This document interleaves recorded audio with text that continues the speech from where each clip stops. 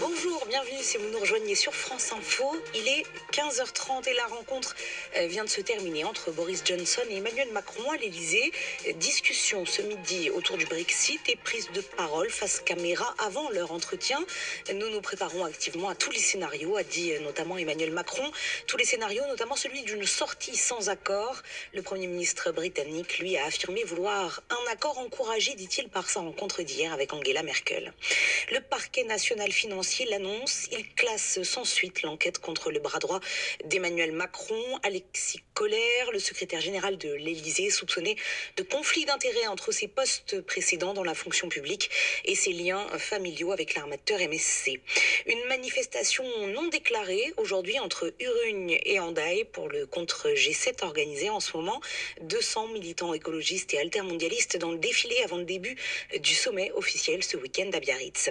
Les 22 ONG du réseau Action Climat n'iront pas d'ailleurs à ce G7 ni au déjeuner prévu demain midi avec Emmanuel Macron. Boycott général, l'Elysée les empêche, disent-elles, de faire leur travail.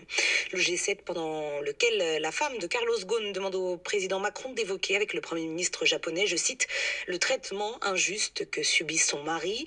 Carlos Ghosn, toujours assigné à résidence au Japon, soupçonné de malversation financière. Juste avant la tenue de ce sommet, un Allemand arrêté à Saint-Jean-de-Luz et expulsé vers son pays hier soir.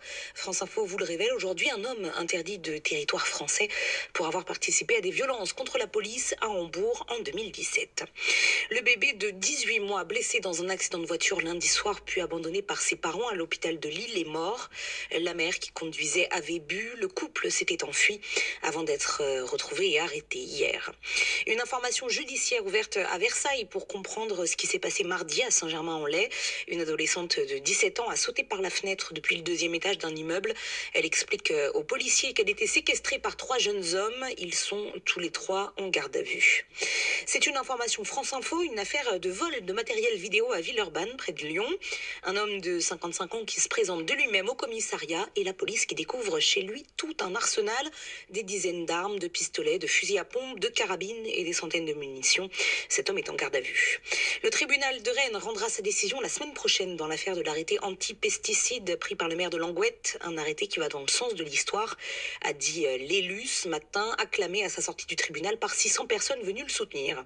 Des suppressions de postes chez BNP à prévoir dans les 3 ans. 20% des effectifs sont visés d'après les syndicats. Ça représente environ 500 emplois. Et puis la colère de la Fédération du commerce et de la distribution.